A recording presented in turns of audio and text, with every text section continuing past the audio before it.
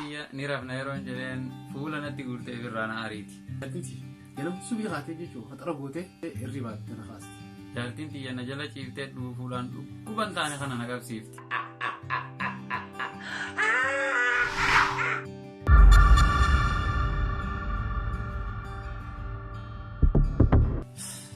Mee odeessigaa odeeffadhu haa aboodiyoon tana ni fuudhe naan jechaa jirta. Eegaa waatis. Mee waa'ee jaartiin keetii sanirraa xiqqoo isiita kana odeessi. Jaartiin xiyyaa dhunkoodhaan onnee tana na qabbaneessiti. Jaartiin xiyyaa immoo na ciniintee onnetti ibidda na qabsiifti. Sumbiree qaawwan nama sibiilu soorsoome waan kanniisaa aladdaa fuutee waatis. Jaartiin xiyya gisee naannoo jiraa galu jechoota mi'aawaa kan na yaamteeti natti maramtee na dhumatte. Ati rabbii si milkeesseera. Eegaa barraa'ee. Jaartiin xiyya dubbiidhaan afaan baatee cuggarraa kana na qabsiifti. Awwaasa cuggarraa disee haa qabu jaartii daaree yaadate rabbisee faala bisoyee.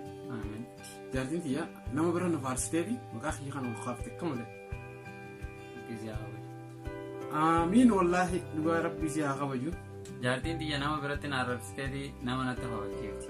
Yaa rabbi xiyya tanas akkas naa godhigaa. Sitti haa kabalan jeen bootana. Isuma sanuu rabbi haa gajechuudha. Yaada gadi kun. Jaartiin xiyyaa yoon inni tasa yaaditti jiraadhee isteessa fa'aa akkana qabaadhe na kofalchiiftee na taphachiistee yaa uumaan yaadutti jiru sanuu na irraanfachiifti. Jaartiin xiyyaa immoo naa yaadu yoo nagartee waan haalan takka na aarsu naan jettee daranuu bitta natti qabsiifti. Barbaaddee fiddee barbaaddee fiddee. Barreef ta'uu sanis rabbisee haa gayyeessu. Jaartiin xiyyaa ni rafuna naan jettee jechuudha. Tuffattii bareeddee sirra dandeetti. Ammallee isii haa bareedu. Amiin wallaahi.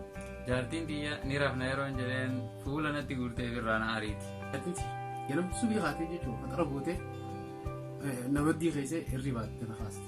Jaartiin xiyya na jala ciiftee fuulaan dhukkuban taane kana na qabsiifti. Awwa dhukkubni isee haa qabu hin jennu baay'ee. Silaa dhufuma sanuu rabbii nama keessee fayyadu. Jaartiin uffata kiyya jechuudha. Dhiittee dachaaftee bareechitee hawaa gootee hottu uffadha. Jettee itti naamtee uffadha. Jaartiin xiyyaa immoo uffatuma nammiichee dachaasee haadhee fuutee lafatti gad darbiti.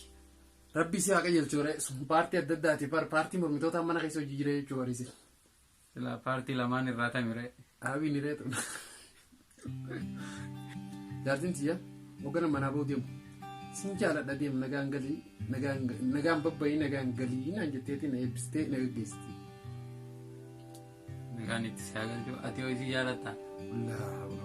Wanti dhufa kaisiin na jaalatu kan hin jaaladhu hedduu na fakkaataa osoo hin ta'e. Jaartiin xiyyaa immoo deebisin jettee duubaan abaarti. Isin abaarsa malee eebbatan hin dhageenye isa.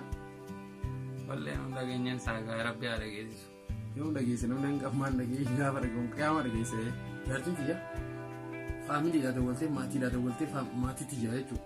Hokkofalchiisaa taphachiisaa walitti galgala yeroo dhufee natti himti. Jaartiin xiyyaa immoo dargaggeessa na duubaa yaammattee waliin gargaraawatti. Aboogaa yoo tafetiraate xiyyaanii akka gama nyaattuu ni himte akkana gama nyaanne loo ta'e isiidhaa akkasiisa.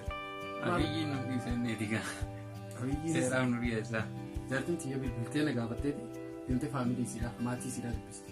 Jaartiin xiyyaa immoo maatii kiyya arrabsiteet maatii ishee natti raasite.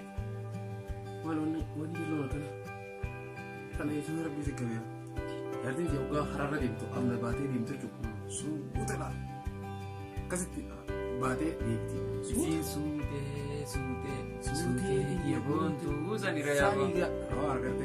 Isii waan nama leenjooni. Jaartiin xiyyaa immoo akka nama maraatetti iyyaan gamana laalaa deemti. Silaa iyya afur qabaattee beekina fakkaatti. Waardiyaadha maal akka ta'e moosiin booda wayiiti. Karaa hunda arguu beeku. Kaameraa irratti duudha isii yookaan ija biraa irratti haadhuudhaan. Jaartiin xiyyaa si wajjin umriitti yookiitu jiraachuuf fedhaati si wajjin du'aan aan jechaa oolte amma yeroo ibsate. Rabbi waliin umrii sinaa dheeressu qaba.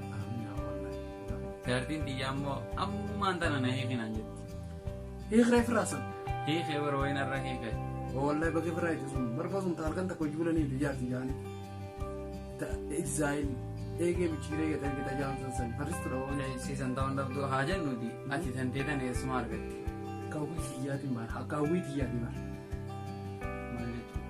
Jechuun gaa manaa ba'an malee wayii zaayiraan wayii argi. Faanuun dillitu manaa barri. Ati yoo farriftuu sana isaa buute. Anillee farriftuu san karinaan itti fuudhe Facebook irratti wal fuunee torbaan takka dura torbaan itti aanu Facebook mara waliinee maybe dhiira taatee fi dhalaa taatee siitu adda baafanne. Sanatti jirre ilaalu. Tiro addaati. Jira keenya waan kana fakkeenyaaf haasnee akka qoosattis haafnee haasofnu malee nuti wanni kana kun dabree bakka takka takkatti ni mul'ata ni jira. Maali namni kun akkuma fakkeenyaaf ana amma tanii namni misan nama gaariidha. Rabbi gaaruma akkasii sanatti haa qabu. Isi warri kana jala laaltanii gaariin akkasii jirtanis an firiidha lafan jira. Illee akkasii sanatti haa qabu. Taakati yaasan gaa. Egaa du'aa fi qofa godhattee na dhiiftee bar. Egaa isallee taakati yaasan itti haa qabu. Walumaanota akka amma nuti hawwinee san nutti haa qabu haa jennu. Ammoo warri as jalatti dhufee chaanaa keenya jalatti nu laalu kuni akkasii yoo nu gaafatan akkam. Akkasii yoo nu gaafatarree. Yoo nu gaafatan gartee. Taateefis hara wayii machaaraadhaa feesbuuka jiruun asii dhuftu. Akkasii argannaanis. Akkasii tajaajilama jirtu tawaan kana laalte akkasii taa'uutu wayii machaaraa jette. Akkasitti gaa'ee dhufuu ni dandeessi. Ni dandeessi ati firiidhaa jechuun amma gabaabduu. Yoo ta'a akkasii hin ta'in immoo karaa mana keenya jalaa saniin gartee. Akkasuma baafatu dha. Achumaan achi dabru. Akkasii tokkichi baadiyyaattis firiidha lafa jira. Akkasii dha. Yaa firii. Waan bira gartee garraa wajjima jira amata dheeraa. Asii biratti hin garee. Akkasuma bira. Nuti fakkeenyaaf qoblaa fi tabaaf jennee wal danda'uu jechuun wal danda'u irra hedduun nama keenyaa kuni wajjin jiraachuu dadhabee yookaan kun hamaa yookaan jaartii namtu yookaan jaarsi hamaa osoo hin taane wal danda'uudhaa fi wal hubachuu dhabuudhaatu khilaafa akka inni muusan fida. So waan I think waan nuti ammaan tana jennee kanarraa wooma takka ni hubattan jennee yaanna ijoolleen Oromoodhaa silaa akkasii miti baay'inaan ni beekta. Ijoolleen Oromoo waan akkasii hin qabdu. Ijoolleen akkasii Oromuma keessaa namni akkasii waan ni xiqqaata. Dabree nama takkaa lama gartee. Akka harree adii jaamasa. Akka harree adii sanitti dabree takka ni argamti. Takka takkitti sanillee immoo rabbi nuuf haa qajeelchu. Qajeeluudhaaf namni kun hundi gisee walitti dhufu gisee fuudhuudhaaf walitti dhufu eenyummaan wal jaalatee wal fuudhan. Wal jaalatee jee. Eeffa wal fuudhan keessa konfliktiin akkasii wanni akkasii wal bu'inni akkasii uumamaa mire. Egaa wal fuudhanii wanni akkasii dhufti. Namni wal jaalatee wal fuudhee wal heerumee wal danda'uun waan gaariidha. Wal danda'uu qabnaa. Sanumarratti dhaamsa xiqqaa kana dabarfachuudhaa dhufnee akkuma waliin beeknu qoosaa fi qofla qofa osoo hin taane qoosaa fi qofla keessatti waan takka waan akka wal danda'uudha gorsa walii kannina jenneeti I think sinumatti tola jennee yaadna gaa'e. Dabalatee ammallee yaada keessan as jalatti barreessaadha. Akkuma keenya kana namni yaada walii jijjiirree jechuun yaada wal jijjiirree waan akkanaa kanarratti waan gorsa ta'u waan bareedaa jettanii itti amantan yaada wal jijjiirree haala ta'uu qabuun fuulduraafillee akka wajjin dhiyeessan hundi keessan hirmaachuu dandeessanii. Amma nuti illee asuma gizee akkanatti ta'e kana booda haala akkanaa kana bakka biratti erginee haala kanaan isin bira gahaa jechuudha. So isinillee namoonni biraadhaa namni yaadna keenya kun ta'eef yaada akkanaa kana qabu yaada akkanaa kana irratti xiqqishoo muuxannoo walii kan qabu. Hirmaachuu haa barbaadanis nu wajjin yaada isaanii as jala komantii jedhan nu kannaadhaa wal qunnamnee akkasitti irratti barumsa waan ta'u waan yaada barumsa ni ta'a jennee yaadnu yaada wal jijjiiruu ni dandeenya. Komantii teessan hedduu dubbisaa turre hedduus ni dubbisnaa hedduudhas ni ilaalla sometimes reply illee isinii goonee nama deebisuuf ni qabnaa. Han deebisiniif illee isin komantii teessan dubbisnee jira gabaabdumaan ni agarra. Hirmaannaan keessan importanti. Hirmaannaan isaaniitis akka malee nu gammachiisaa jira. Ilaala amma komantii teessan nama hedduu agarraa jira. Fadiluu Fallaanaa, Muniira Ahmed, Hoonis maqaa akka tokko barreeffataa hin Haafis, Aishaa. Komantii nama hedduu jira. Duniyaa Jaafar, Hayaatii Binti Islaam, Boontuu Jimmaa, Aggaaroo, Laaf, Shanyii Mootii jechuudha. Ni jira Obsinaan Abdallaa. Komantii keessan hunda dubbisaa jira. Boontuu Jimmaa, Masarat, Walde, Nuyi. Rabbirraa kuma Na'imaa ture hedduudha Sultaan Kamariyaa Leensaa Tafa Leensaa Sa'idaa Ahmad Raabiyaa Seifuu Jimmaa Aslii Jamaal Samiraa hedduudha obsi ganallee waa hedduu obsinee irra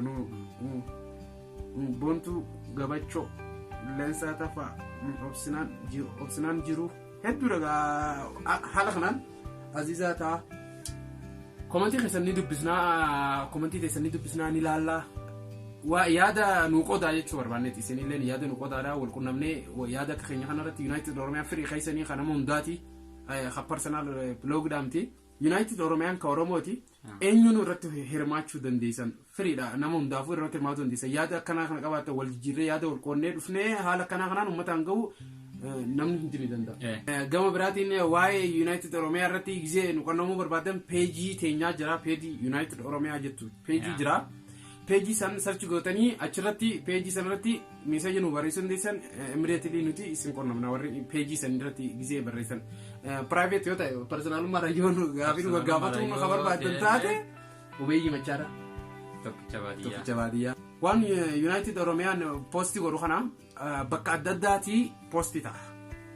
Amma nuti asii nu biraa yoo asii akkana taate biyya biraa keessaas poostii ta'a bakka biraatis Afrikaa biraa keessa Asia keessa Europe USA bakka hedduudha even Australia bakka hedduudha poostii ta'a. Hundi keessanuu akkasitti irratti hirmaatuu dandeessanii banaadha. United yaada qabdanii fi gaafii qabdan United Oromiyaa peejii jira peejii keenya irra dhuftanii nu barreessuu dandeessan isin hojii wal qunnamnaa wayyii machaadha. Tokkicha baadiyyaa. Tokkicha baadiyyaati. Waan nu daawwattaniif baay'ee galatoomaadha. We love you guys. Ilmaan Oromoo. Thank you. Galatooma commenti teessan isin dubbisnee yaada nu jajjabeessuudhaaf nu barreessan hunda isin agarra. We love you guys. Yeah.